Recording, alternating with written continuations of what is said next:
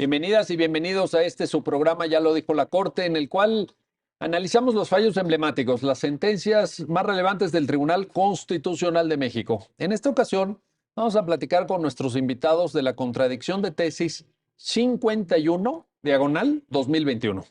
51 diagonal 2021, porque se trata de una muy relevante sentencia que nos va a permitir entender en qué casos se puede detener a una persona aduciendo que está en flagrancia. Ahorita vamos a ver qué es flagrancia y cómo se debe de entender este concepto jurídico, pero en tratándose de quienes se estima, en ese momento todavía se sospecha, que puedan pertenecer a la delincuencia organizada.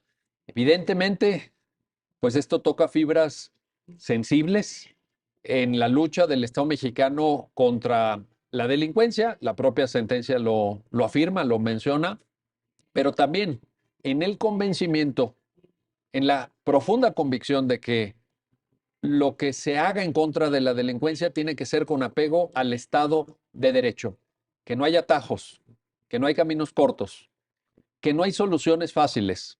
Lo que sí hay es un marco jurídico en la Constitución mexicana y en los tratados internacionales de derechos humanos que México ha firmado y ratificado para conducir la acción del Estado en contra de quienes pudieran estar cometiendo delitos. Para entender el alcance de esta importante sentencia, le doy la bienvenida al programa a Saúl Patiño Lara. Saúl, bienvenido. Muchas gracias, Miguel. Muy buenos días. Saludos al auditorio. Igualmente, igualmente.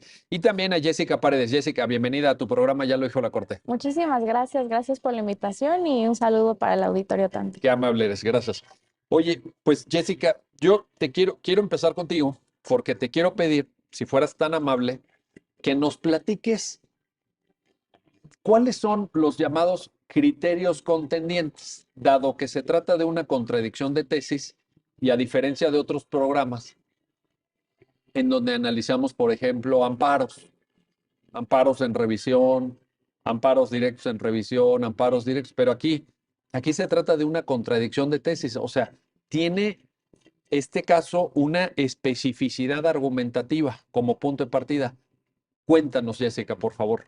Sí, muchísimas gracias. Sí, como lo dices, las contradicciones de tesis es cuando hay dos criterios y contienden porque comparten un punto de toque respecto a un problema jurídico.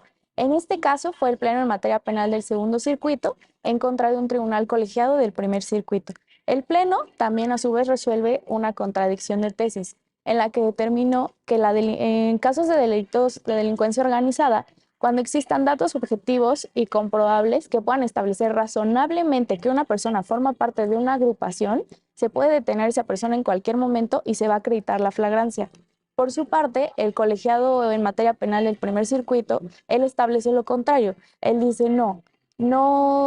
cuando tú detengas a una persona, sí es necesario que esté ejecutando un acto y no necesariamente con la sospecha o razonable que puedas establecer que es parte de la delincuencia organizada.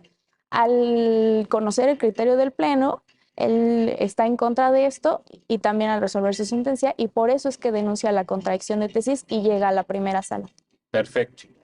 A ver, vamos a empezar, Saúl, el análisis de este criterio, bueno, de la contradicción, porque ya Jessica nos decía, bueno, hay un órgano que dice A y un órgano que dice B. Pero déjame plantearte y preguntarte sobre lo más básico, lo más elemental para quienes nos están viendo y escuchando. Detener en flagrancia, ¿qué es? Cuando hablamos de flagrancia, porque es un tema muy jurídico, ¿no? Muy de nosotros, y a nosotros nos encanta y nos gusta, incluso bueno, más adelante te pregunto por flagrancia equiparada y todas las variables, pero de entrada, ¿qué es flagrancia? Muy bien, muchas gracias. La flagrancia vamos a entenderla para que toda la gente lo comprenda muy bien. La policía solamente puede llevar un tipo de detención y es la detención en flagrancia. Todos los demás tipos de detenciones que establece la Constitución requieren de autorización ministerial o eminentemente jurisdiccional.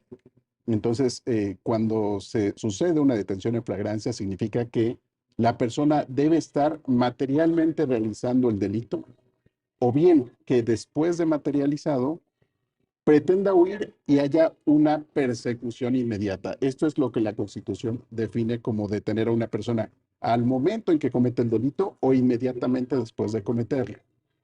Bien, si la persona está cometiendo ese delito, lo detienen bajo esta figura de la flagrancia, y en el caso de la flagrancia que se da inmediatamente después de cometido, lo que conocemos como cuasiflagrancia, esto viene en la Constitución, lo podemos encontrar en el párrafo quinto del artículo 16 constitucional. Puede extenderse, digamos, la persona comete el delito y huye. Cualquier persona puede llevar a cabo este tipo de detenciones, ¿eh? No es exclusivo de la policía. A ver, esto también lo dice la Constitución, cualquier Correcto. persona. Correcto, así es. Entonces, cualquiera puede llevar a cabo esa detención. Puede darse, les digo, cuando la persona comete el delito y huye. Digamos que si escapa en ese momento, ya no podríamos hablar de flagrancia. La Corte ha interpretado precisamente lo que significa esta flagrancia, y esto implica que la persona puede ser perseguida durante un tiempo indeterminado, mientras una persecución inmediata, constante, permanente, incluso me parece que no implicaría que hubiera un contacto visual permanentemente. Puede ser que la policía dé un rastreo, lo hemos visto, por ejemplo, a través de un helicóptero, y dé un seguimiento al vehículo donde se encuentran las personas y se logre la detención. ¿Cuánto pudiera durar? No lo sé. Tendríamos que ver caso por caso, No pero está sí puede establecido, pero extenderse. no recuerdo yo ahorita, Saúl, no sé si tú lo tengas presente, alguna norma que establezca la duración de la persecución. No No, hay. no, no. La Corte lo ha dejado abierto, Abierto. pero sí ha dicho esto, que debe ser de manera ininterrumpida e inmediata después de los hechos. Y llevada a cabo la detención puede considerarse una flagrancia en la hipótesis de cuasi flagrancia, que es la segunda Oye, hipótesis. mencionabas el caso del helicóptero. Yo recuerdo, a ver si también lo tienes presente, Saúl, que llegó algún asunto de persecución por las cámaras, ¿no? Que las cámaras lo iban siguiendo, lo ubicaron y no sé qué. ¿Te acuerdas de Sí, ese tema? recuerdo ese tema, no con toda la precisión, pero eran más bien las cámaras de seguridad. No, Las no era cámaras. propiamente un helicóptero, eran No, no, las cámaras del C5, ¿cómo se llama? C5 le llaman, correcto. Sí, y le daban seguimiento a la persona y se lograba la detención. En mi opinión, ese tipo de detenciones es perfectamente válida, porque hay un seguimiento. Aquí lo importante es que debemos aprovechar los avances de la tecnología. La tecnología debe estar al servicio del derecho para poderlo aplicar. Sería un sinsentido no poder aplicar estos mecanismos frente a los avances tan importantes que tiene la delincuencia actualmente. Entonces, aprovechar estos mecanismos es Y perfectamente viable. entiendo que así lo dijo el Poder Judicial de la Federación, ¿no? Recuerdo que Sí, hay un planteamiento en sí, ese tipo, es correcto. en ese sentido, ¿eh? Y eso es Sí, importante. totalmente. Ahora, ok, bueno, esto entonces, a ver, la flagrancia, pues diría mi abuelita, es cuando te agarran con las manos en la masa, Correcto, para entenderlo, ¿no? Así, correcto. Así es. coloquialmente. Bueno, ya tenemos ahí el concepto. Ahora, Jessica, ¿por qué el concepto es importante? Nos decía Saúl, bueno, pues es que no, entonces, pues te pueden detener, pues quien sea, el que vaya pasando, si va pasando una patrulla, si te ve que sales corriendo con la llanta que te acabas de robar del carro de la esquina, no sé qué. Pero en términos prácticos, en el funcionamiento práctico de la policía mexicana y todo, y del proceso penal mexicano en un sentido amplio, ¿por qué es importante tener acotada y muy claro el concepto de flagrancia? ¿Se puede prestar abusos? Sí, justo. Es importante siempre definir la flagrancia porque en caso de que no sea así, se convierte en una detención ilegal. Tú podrías ir caminando por la calle y con la mera sospecha o así de alguien, te detienen y bueno, pues te meten a la cárcel, a la prisión. Entonces creo que es muy importante sí delimitar todos estos conceptos para evitar caer en un abuso y también en un abuso de autoridad y policíaco. También, Porque, perdón. por ejemplo, Jessica, yo estoy pensando ahorita escuchándote, podría un policía, por ejemplo, o una patrulla, decir, oye, no, pues es que estamos buscando una persona que mide unos 70, de tez morena clara, cabello negro, que traía unos jeans y una camiseta blanca, La mayoría de la población mexicana, ¿no? sí, Estamos hablando de, pues, un potencial de, no sé, pues miles, Muchísimas, ¿no? muchísimas Muchísimo. personas. sí. Y entonces llegan y dicen, pues se me hace que es este, vente para acá. Podrían prestarse eso, ¿no? Sí, pero ¿O, justo, o es muy teórico el ejemplo que estoy poniendo? no, ¿Es súper muy, es práctico. muy académico? No, Pasa más de lo que parece. De hecho, esto ha sucedido muchísimo en el sistema jurídico. Me parece que todavía era más evidente en el sistema tradicional, porque leíamos los partes informativos y la gran cantidad de partes informativos venían con esta hipótesis. Entonces, desde luego que sí, la flagrancia se presta a abusos y desde luego. Por eso la importancia de concentrarla definitivamente en un régimen constitucional estricto, como lo establece la Constitución. Acudir a normas secundarias no es lo mejor, Ujú. porque en ocasiones las normas no tienen los mismos conceptos que dispone la Constitución y entonces hay un choque. Cuando esto llega a la Corte, lo que procede es declarar la inconstitucionalidad de esas normas. Entonces sí es importante mantener siempre vigente el respeto a los derechos humanos y particularmente controlar este tipo de detención. Ahora, la flagrancia, tú citabas ese párrafo quinto del artículo 16, Saúl, pero la flagrancia es uno de los supuestos de detenciones previsto en el artículo 16. sí. No obsta que si la persona no está en flagrancia, no se le pueda detener en otros supuestos diferentes, ¿cierto o no? Es correcto, sí. El artículo 16 constitucional dispone otras formas de detención. De tal manera que las autoridades tienen un catálogo de hipótesis que pueden aplicar. No es un problema de elección, es un problema de aplicar la hipótesis correcta. Por ejemplo, ¿qué ocurre si la persona no es detenida en flagrancia? Ya no podría la autoridad acudir a un mecanismo, a ese mismo mecanismo, tendría que acudir a uno diferente. Puede ser que en un momento la persona comparezca declarante del Ministerio Público y el Ministerio Público tenga elementos suficientes para garantizar que la persona intervino probablemente en la comisión de un hecho delictivo, pues puede emitir en ese momento una detención por caso urgente. Es el tipo de detenciones que evita el Ministerio Público, la única que él puede autorizar.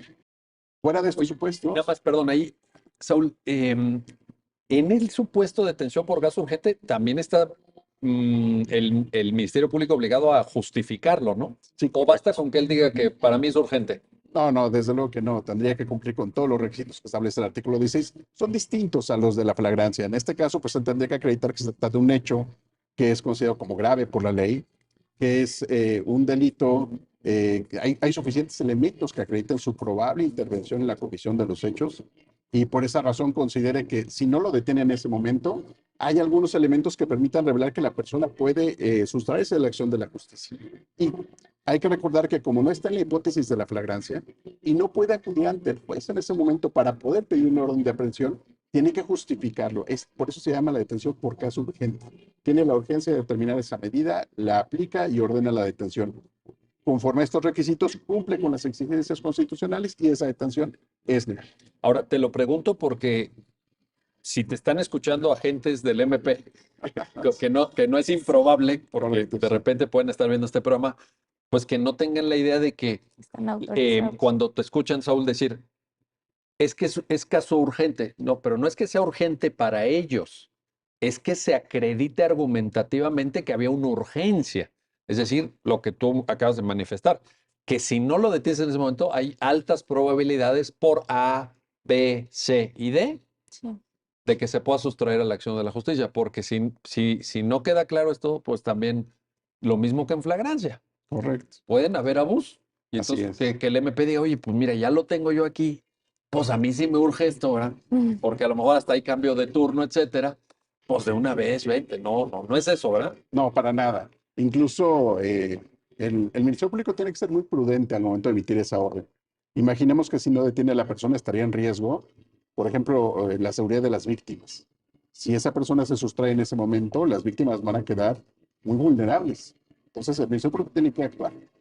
Pero sí en estas condiciones, no en todos los casos o porque se le ocurra nada más. Tiene que estar bien justificado.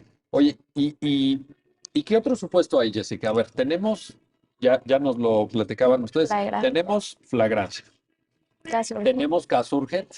Y ¿Qué orden más de tenemos? aprehensión. Tenemos la orden de aprehensión también. El Ministerio Público recaba todos los datos de prueba para acreditar la probable responsabilidad de una persona y la posible comisión de un hecho delictivo y va con el juez, con la autoridad jurisdiccional, a solicitar que emita una orden de aprehensión en contra de una persona en específico por todos estos elementos que él tiene que pueden ser probablemente constitutivos de un hecho delictivo. Esto, a través del control jurisdiccional, se evita que existan abusos. y es justo en caso cuando ya no se emitió ni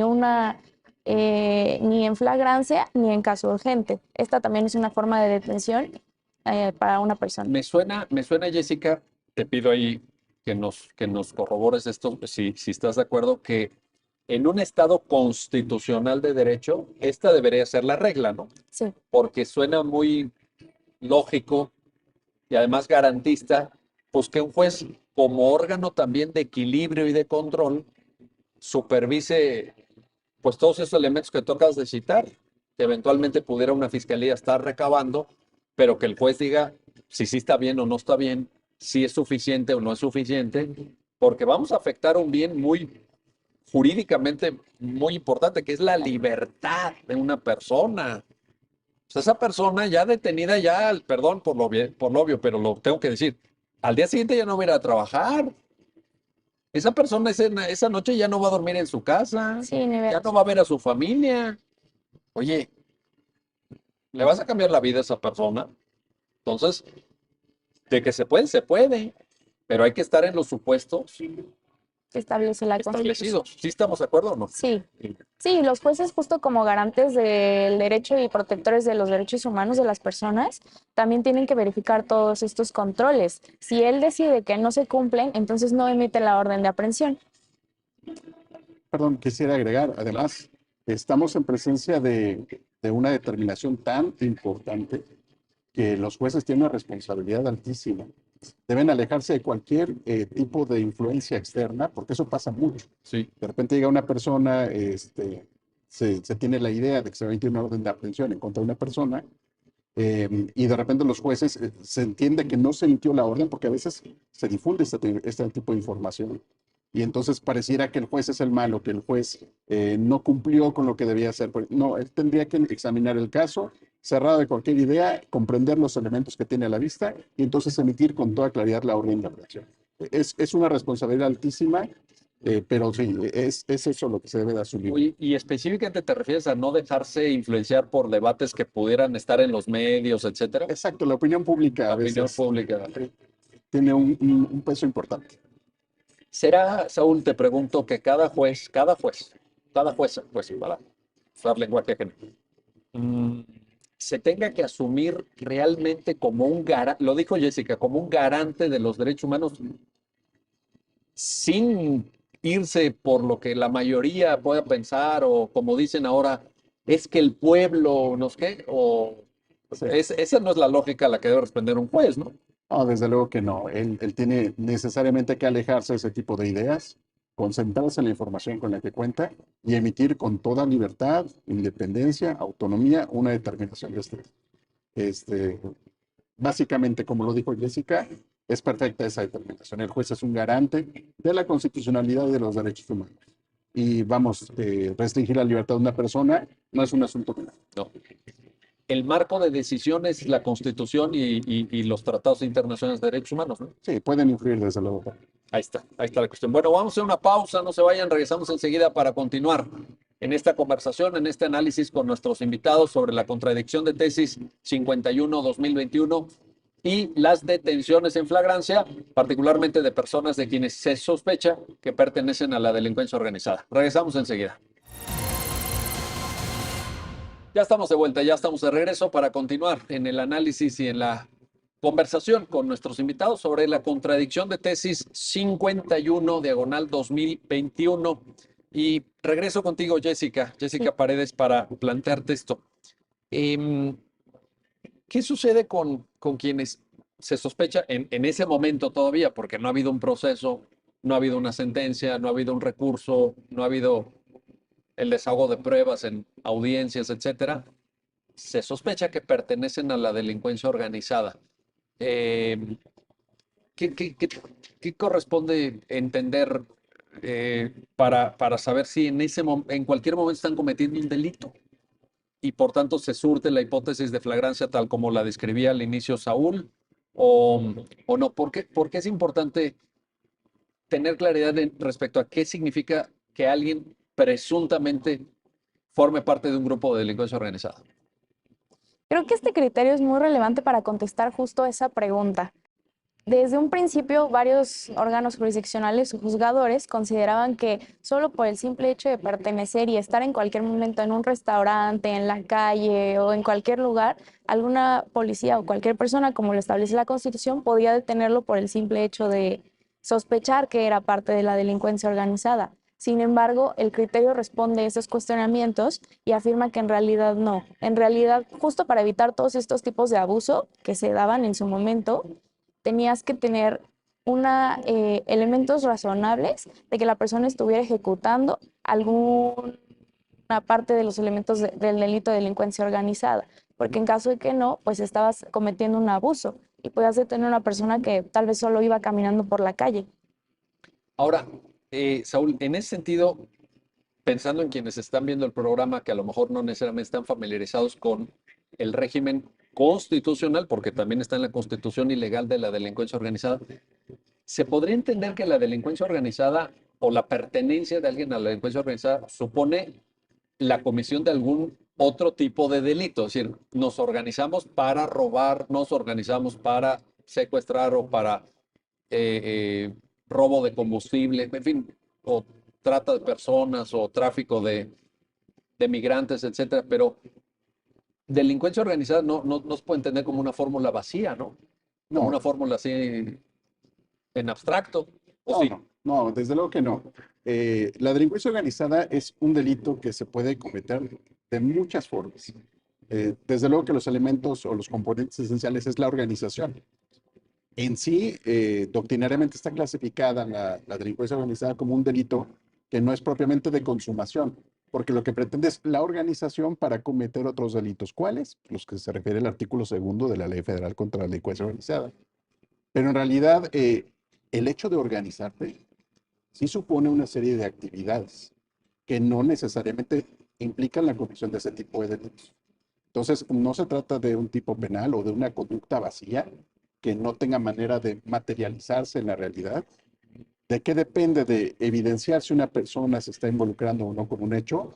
De lo que se perciba al momento en que se vea a la persona realizando una determinada actividad. Esto es muy importante establecerlo porque precisamente este criterio eso es lo que define. Hay que recordar que uno de los componentes que tomaban en cuenta los tribunales, que digamos no resultaron con un criterio distinto a lo que se resolvió, lo que estaban determinando es, miren, la delincuencia organizada es un delito que se puede consumar de manera permanente. Conforme a la doctrina, el delito permanente se consuma momento a momento. Quiere decir que todo el tiempo se está consumando. Las 24 horas del día, digamos. Exacto. No importaría que la persona esté dormida o no, O esté en el conforme cine, como decía Jessica, con su familia con su tomando familia en un café, restaurante. un helado, el delito se estaría consumando conforme a esta idea. Entonces, para alguno digamos que uno de los criterios que contendió precisamente el Pleno del Segundo Circuito, lo que señalaba, pues es que si ese delito tiene efectos permanentes, la consumación de este ilícito, pues se genera todo el tiempo y por lo tanto una detención en este momento, en el momento en que sea, se consuma de manera flagrante porque es cuando el delito se está cometiendo. Sí, sí, entendemos que en efecto se puede estar en el supuesto de la comisión del delito de delincuencia organizada las 24 horas, pues sí se surtiría la hipótesis de flagrancia. Exacto. En la manera como está planteado, así pareciera. Sin embargo, es aquí donde entra la contradicción de tesis y digamos que se realiza una organización de conceptos. Los elementos sustantivos o de derecho penal que le dan vida al delito de delincuencia organizada, que es precisamente como un delito permanente, no significa que se estén actualizando las hipótesis que establece la Constitución. La Constitución lo que establece es que haya elementos materiales, que haya una evidencia de que la persona está cometiendo en ese momento un delito y no una suposición bajo la idea de que alguien le está atribuyendo un hecho. Porque en algunos de los asuntos que contendieron, un coinculpado decía, esta persona también participó en la delincuencia. Y con ese señalamiento la policía guardaba esa información como si fuera un cheque en blanco para esperar el momento más adecuado y poder llevar a cabo la privación de la libertad de la persona En la hipótesis de flagrancia. de flagrancia y justificaba al Ministerio Público la detención como válida bajo la idea de que el delito es permanente y por tanto la detención se hizo de manera flagrante. esta es precisamente lo que este criterio pretende corregir y establecer que estas hipótesis de derecho penal de ninguna manera justifican las exigencias constitucionales, en donde debe haber un elemento que sea comprobable, porque hay que recordar que una detención en flagrancia significa que la policía, bajo su responsabilidad, debe detener en condiciones objetivas y comprobables, porque esta detención va a ser verificada posteriormente, primero por el Ministerio Público y después por el juez. Entonces, él tiene que comprobar qué elementos tomó en cuenta para llevar a cabo la detención. Una afirmación tan subjetiva como el hecho de que el delito se está consumando no puede justificar las exigencias constitucionales. Por eso yo te preguntaba si el delito de delincuencia organizada es un delito, digamos, en abstracto o vacío, o requiere de alguna acción, de un curso de acción, dirían los penalistas, de un iter criminis que ya inició. Porque te pongo, para decirlo de manera muy, muy coloquial, el artículo 16 dice, se ubican en el supuesto de delincuencia organizada cuando 3 o más personas se organizan para la consumación o para la realización o de manera reiterada para delinquir, etcétera. Imaginemos que estamos nosotros 3 aquí en esta mesa y decimos, oye, pues yo creo que esta taza, ¿verdad? Esta taza que está aquí está padrísima, me va a servir en mi casa pues para tomarme un tecito, un cafecito, etcétera. ¿Qué les parece, compañeros? Aquí del programa Ya lo dijo la Corte, que terminando cada uno nos llevamos la taza que es propiedad de la Suprema Corte, ¿no? Y realizamos un robo. Oye, si nada más lo estamos platicando así, yo creo que no estamos. Si no se dio una acción material Sí. que nos encamine hacia la comisión de un delito, yo creo que no estamos en la hipótesis. O sea, no es de que lo platiquemos nada más. Correcto, no, tendría que haber una evidencia material. Supongamos un asunto en donde se realiza un cateo, supongamos, porque si algo hemos aprendido es que el derecho penal todo el tiempo supera nuestra capacidad de asombro. Sí. Hay Y tantas, en México. particularmente. Mucho más.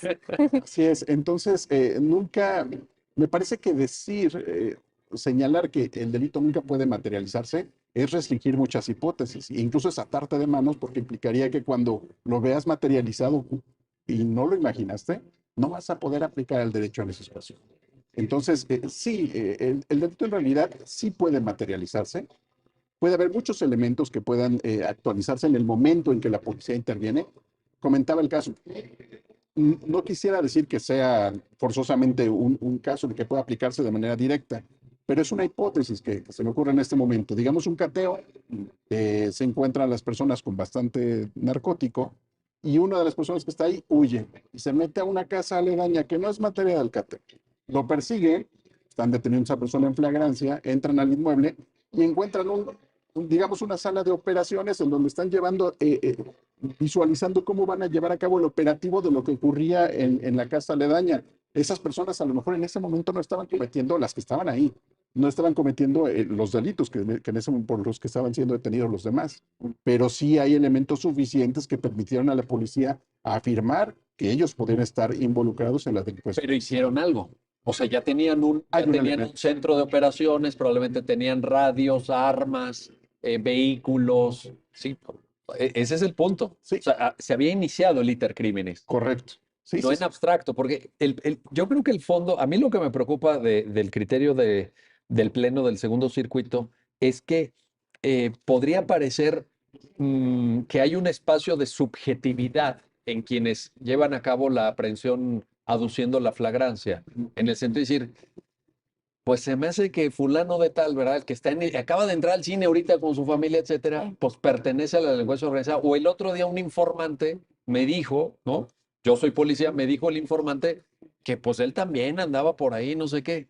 Pues yo veo ahí un espacio de subjetividad enorme. Absoluto, y que no justificaría de ninguna manera los requisitos para poder llevar a cabo este tipo de detenciones, porque lo decíamos hace rato, hay ciertos tipos de detenciones y si no se acredita un supuesto hay que acudir al otro. A ver, ahí está el punto, fíjate. Jessica, Sí. la Corte en la sentencia creo que es muy responsable y muy sensible de que en México pues pasan cosas muy graves y de que el Estado mexicano está librando una lucha sin cuartel contra la delincuencia organizada. O sea, no es que la Suprema Corte impida esa lucha, por lo que decía Saúl, ¿cierto o no? O sea, Sí. Sí, justo el criterio lo retoma, como bien lo dices tú. No es que queden impunes estos delitos o estos probables hechos delictivos. Lo que pasa es que justo en ese momento no lo puedes detener en flagrancia, pero el Ministerio Público tiene otras herramientas jurídicas para poder traer a la justicia a esta persona, como puede ser el caso urgente y como puede ser la orden de aprehensión. Además, creo que es muy importante, algo que hace este criterio es retomar la naturaleza de las organizaciones delictivas. Una organización delictiva no es llego hoy y me pongo de acuerdo para hacer cualquier hecho delictivo, no.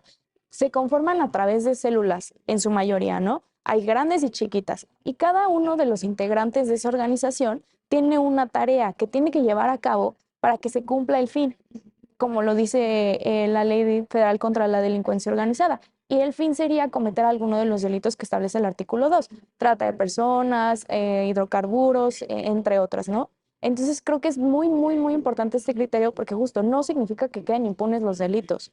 Lo que pasa es que no se vulneran los derechos de una persona. Eso es mucho más importante, sino que se sigue todo un procedimiento a través de un control jurisdiccional o un control en el Ministerio Público. Ahora, si alguien, Jessica, Sí, leyera esta sentencia, no debe entender que la Suprema Corte está, lo voy a decir de manera coloquial, amarrando las manos de la policía o de la Guardia Nacional o de quienes participen en operativos con fines de detener a alguien. Es simplemente que se apeguen al marco marco constitucional. constitucional. Sí, sí, sí compartes esto, Jessica. ¿Es Sí, correcta claro. esta lectura de la sentencia o no? Sí, que es algo que tal vez se critica un poquito de los derechos fundamentales, ¿no? Que de repente vulneran o atacan a las detenciones de los policías o los militares, pero en realidad no. Lo que se busca es que se protejan los derechos de todas las personas. Siendo un probable delincuente también tienes derechos como los tiene la víctima, como los tiene cualquier persona que va caminando por la calle o como los tengo yo. Y por eso es necesario que se proteja lo que establece la Constitución, en el marco constitucional que se lleven a cabo cualquier tipo de detención. Porque como lo decíamos al principio, es una afectación tan grave a tu libertad personal Sí. que es necesario protegerla. Es un bien jurídico súper importante, junto con la vida, junto con tu patrimonio, pero en este caso es la libertad de una persona.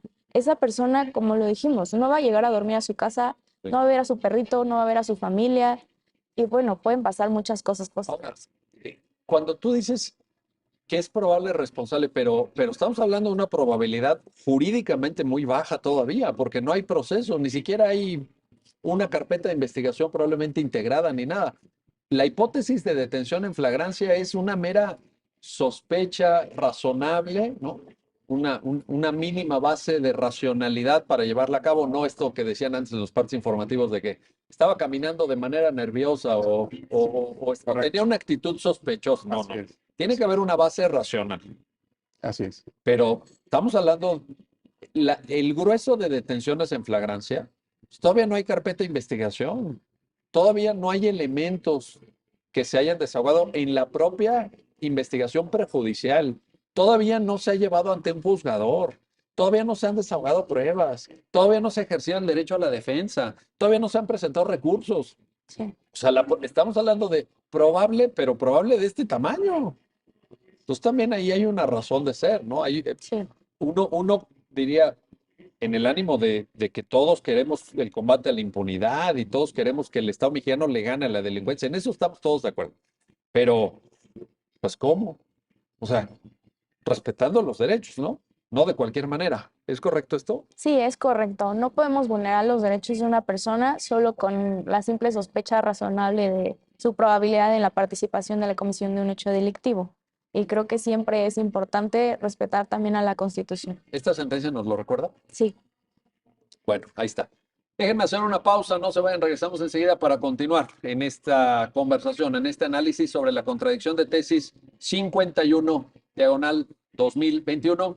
Y bueno, ya lo han escuchado de voz de nuestros invitados, las reglas para poder llevar a cabo la detención de una persona, incluso de aquella persona de quien se sospecha, no hay una corroboración jurídica, es una mera sospecha de que pudiera pertenecer a la delincuencia organizada. Regresamos. Ya estamos de vuelta, ya estamos de regreso en este su programa, ya lo dijo la Corte, para continuar en la conversación con nuestros invitados sobre la contradicción de tesis 51, diagonal 2021. Y quiero regresar contigo, Saúl Patiño, para preguntarte esto, para plantearte esto. me parece que en la sentencia hay una comprensión muy rigurosa, muy profunda de qué es la delincuencia organizada, en el sentido que decíamos, no es una fórmula vacía, etcétera. Te quiero preguntar por qué es importante este análisis, dado que cuando se le pone esa etiqueta a una persona de que pertenece a una organización de crimen organizado, desde el marco constitucional hasta el marco legal, cambia de manera sustantiva, porque tenemos, usando una expresión de Luigi Ferrajoli, un subsistema penal excepcional para delincuencia organizada con derechos atenuados o con garantías atenuadas. Entonces, sí es importante saber de qué estamos hablando, ¿no? Desde luego, sí dimensionamos. En este criterio se hace una expresión muy importante de lo que significa la delincuencia organizada y del impacto que genera.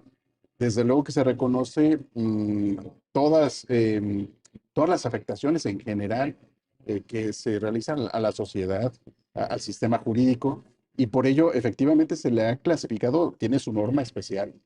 Pero con todo esto, no significa que la delincuencia organizada establezca un sistema jurídico que excepcione los requisitos constitucionales en un régimen que es estricto en materia de detenciones. Entonces, sí, este asunto respeta los criterios constitucionales, pero al mismo tiempo reconoce la importancia de la afectación y de las dimensiones del delito de delincuencia organizada. Entonces, lo que hace es, digamos que, reconocer, asociar la problemática de este delito, pero a su vez dar una referencia a la Constitución. No habría ningún elemento por encima de aquellas condiciones. Estas normas especiales no significa que estén sustituyendo los requisitos que establece la Constitución. No establecíamos en realidad un régimen especial para la delincuencia organizada, no en todas estas condiciones. En flagrancia no hay una norma específica que excepcione la aplicación de las reglas que tú mismo describías del artículo 6 para delincuencia organizada. Bueno, de quien, perdón, se sospecha en ese momento, ¿no? Lo Sí, que decíamos. sí, sí, sí. Pero además, lo importante de este criterio es destacar que si la policía no lleva a cabo este tipo de detenciones conforme a los requisitos constitucionales, va a generar un problema adicional, porque esto se va a constituir en una prueba ilegal ya durante el Cierto, procedimiento. Entonces, cierto. esto no solamente se debe evaluar desde este momento, pero si no fuera así, esto va a tener una repercusión posterior que va a generar de manera innecesaria un procedimiento y entonces está tratándose de una actividad que parece infructuosa. Oye, esto que dice Saúl es muy importante, porque me parece que en tus palabras hay un mensaje también hacia quienes están en fiscalías, en policías, etcétera, de que si hacen mal su trabajo, va a repercutir de manera negativa en el propio proceso penal. Entonces, ¿esa prueba de qué serviría, por ejemplo?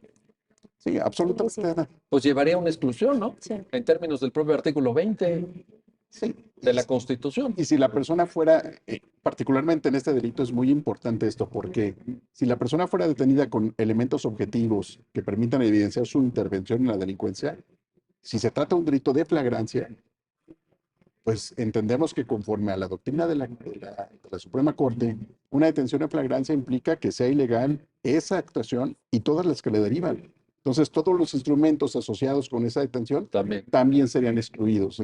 Esto quedaría prácticamente dejar un asunto, si es por delincuencia organizada, sin proceso. Pero pues entonces con esto que dices todavía con más razón, entiendo que tu mensaje es hacia la autoridad de decir, háganlo bien, para que luego la repercusión ya propiamente procesal, acordemos que ahorita estamos en un momento preprocesal, la detención en flagrante, pero si esto se judicializa, pues que todo lo que tú recabas y todo lo que integra una carpeta de investigación, pues sea válido a los ojos de un juez y que sirva para fundamentar una sentencia, digo, eventualmente de carácter condenatorio, ¿no? Así Ese es el es. mensaje que estás enviando, Saúl. Lo que pasa es que desde luego que las fiscalías lo que pretenden, pues es que llevar a buen puerto sus asuntos. Entonces, cuando llevan ese tipo de detenciones, tienen que asegurarse de que lo hicieron de manera correcta. De lo contrario, es un despropósito que hagan una serie de actividades si al final saben que el asunto puede salir totalmente desfavorable y no conseguirían los objetivos que están buscando como institución. Entonces, es importante que respeten. Este criterio es muy valioso precisamente para brindar claridad en este tipo de actuaciones. Vaya que sí. Oye, ahora, Jessica, también decía Saúl, el marco legal, no el constitucional, el legal de combate del Estado mexicano a la delincuencia organizada, que es esa ley federal contra la delincuencia organizada. Yo recuerdo que esa ley, pues, fue expedida en 1996 Sí. y uno pensaría, pues, que ya pasó mucho tiempo, que ya pasaron muchos años y que quién sabe si el instrumento jurídico mm, siga siendo, me queda claro que está vigente. No discuto la condición formal de pertenencia al ordenamiento jurídico, pero más bien si es idóneo o no, porque ¿qué ha pasado después de 2000, de 1996? Pues vino la reforma constitucional de derechos humanos. 2011, sí. Vino, bueno, de 2011. Antes vino la reforma constitucional de seguridad y justicia de 2008, 18 de junio de 2008. Los criterios de la Suprema Corte, particularmente la primera sala, fijando las condiciones de funcionamiento del proceso penal acusatorio y oral, el Código Nacional de Procedimientos Penales, la Ley Nacional de Ejecución de Sanciones Penales. Uno diría, caramba, como que muchas cosas cambiaron, pero esa ley se remonta a 1996. ¿Qué te sugiere esto, Jessica? ¿No hay también ahí un llamado al legislador a que de pronto active ahí alguna reflexión sobre esto? Mm, Considero que justo a través de estas interpretaciones es como se puede llegar a, por así decirlo, subsanar cualquier deficiencia o cualquier vacío que exista en la ley. Para eso existe la jurisprudencia, para eso existen los criterios aislados, tanto de la Suprema Corte como plenos de circuito y tribunales colegiados. Entonces, tal vez sí, algunas normas no se adecuan a la realidad social actual, porque a la actualidad, bueno, la delincuencia organizada es un problema muy grande en México, como seguramente lo fue en 1996. Entonces, O a lo mejor está peor todavía, ¿eh? No sé si estamos, a lo mejor es peor, pero es que esa norma es del mismo año que yo nací, no fíjate, vivía todavía ahí. todavía no te tocó verlo, pero sí, bueno, en fin. En todo caso, lo que estamos de acuerdo, Jessica, es que estamos viviendo en México un momento delicado. Sí, En eso sí estamos de acuerdo, ¿no? sí, el tema de Ahorita el seguridad reto es ese. sí. Sí, en tema de seguridad nacional es un, aparte aunado a la corrupción que genera también la delincuencia organizada. Entonces creo que ataca todo, todos los sectores del país están atacados y tal vez sí podría caber una reforma en esta ley debido a la reciente el incremento de delincuencia en el país. Hay quienes así lo sugieren, efectivamente, como tú lo señalas. Ahora, Saúl, me parece que hay que ubicar la lectura de la sentencia en un proceso de modernización del procedimiento penal en términos amplios, desde la actuación de la policía hasta la etapa propiamente ejecutiva, en donde, como muy atinadamente lo señala Jessica, hay una especie de diálogo entre los operadores jurídicos. En este caso, pues le toca a la Corte, ¿verdad? Para definir esto, pero me parece que es una sentencia que contiene un criterio que impulsa definiciones importantes en el sentido de la modernización del procedimiento penal mexicano. ¿Estás de acuerdo en esto? ¿Compartes este criterio? Sí, desde luego. En el caso de la delincuencia organizada, siento que en algún momento el sistema era demasiado diferente a las investigaciones en esta materia. Por eso es que la Corte ha ido construyendo poco a poco algunos criterios que le den una dimensión correcta, que determine que tiene límites y los límites claramente son los que establece la Constitución. Entonces, sí, es un criterio, me parece, progresista que permite definir todos este tipo de conceptos, ubicar correctamente dónde está la delincuencia organizada. Sí. Y a propósito de la pregunta que hace hace un momento a Jessica, creo que los ordenamientos, como han ido cambiando, de alguna manera nunca han dejado de lado a la Ley Federal contra la Delincuencia Organizada, pero para adecuarse a ella hay que ver si de origen tendría que hacerse una reevaluación, digamos, de la Ley Federal en su integridad y ver si hay necesidad de ajustar algunos conceptos, porque lo que he visto es que las normas sí se han ido adecuando a ella, pero hay que revisar la norma misma para ver si hay que actualizar ese tipo de conceptos. Entonces, Oye, déjame, esto ya lo digo a título personal, pero a lo mejor eventualmente coincidimos. Es decir, el sistema penal mexicano se ha ido haciendo más antigarantista en la lógica de la Ley Federal de la Delincuencia Organizada, que en expresión de mi queridísimo y admirado maestro Sergio García Ramírez decía, tenía algunas gotitas de veneno, tenía algunas gotas de veneno, ¿no? Y lo hemos visto con prisión preventiva oficiosa, en donde no solamente se introduce este mecanismo violatorio de derechos humanos, lo digo abiertamente, sino que además eh, se amplían los supuestos. En el artículo 19, párrafo segundo, uno diría, oye, en vez de que esto vaya remitiendo, ¿no? Dice, bueno, a lo mejor en los años 90, cuando estabas recién nacida, Jessica, pues había una emergencia, un desdoblamiento de la delincuencia, etcétera, pero bueno, el Estado mexicano pudo contra eso, pero parece que las tendencias autoritarias del proceso penal mexicano se refuerzan, ¿no? Como que la Ley Federal de Delincuencia Organizada infecta al resto de ordenamientos. sí, pudiera darse esa lectura, pero por eso lo comentaba. Me parece que se ha tomado como base la ley federal y por eso los ordenamientos cuando se han ajustado dicen con base en la ley federal, hacen una revisión directa. Por eso creo que la ley federal hay que revisarse nuevamente. Ahora, sí, esto desde luego que a la delincuencia organizada se le ha dado un tratamiento muy distinto. Si revisamos la exposición de motivos que dio origen a pues a la prisión preventiva oficiosa, pues la delincuencia organizada fue el primerito, el primer delito que saltó para poderlo clasificar dentro de de estos dos supuestos para poder aplicar esta medida. Eh, y bueno, sí, sí, desde luego, sí, sí, creo que el delito, no estoy tan seguro si sea forzosamente antigarantista la norma. Creo que tenía un propósito muy adecuado, dar una visión específica y un tratamiento específico a un problema gravísimo de la sociedad, pero también creo que hay que revisarlo nuevamente. Eso es lo que pienso. Sí, lo de si es antigarantista o no lo podemos analizar, lo podemos platicar, pero aquí de nuevo cito al gran maestro Luigi Ferrajoli en ese magnífico libro que es Derecho y Razón, Teoría del Garantismo Penal, cuando dice, cuando un Estado mete un, un tipo de proceso penal o de procedimiento penal en sentido amplio que excepciona de la verificación y cumplimiento de ciertos derechos para ciertos sujetos, está creando un régimen excepcional tendencialmente autoritario. Y eso se define como antigarantista. En ese sentido lo digo, Sí. porque, por ejemplo, desde la Constitución y en el Código Nacional de Procedimientos Penales y en la fase ejecutiva, en el artículo 18 constitucional para el cumplimiento de sanciones privativas de la libertad, hay garantías atenuadas.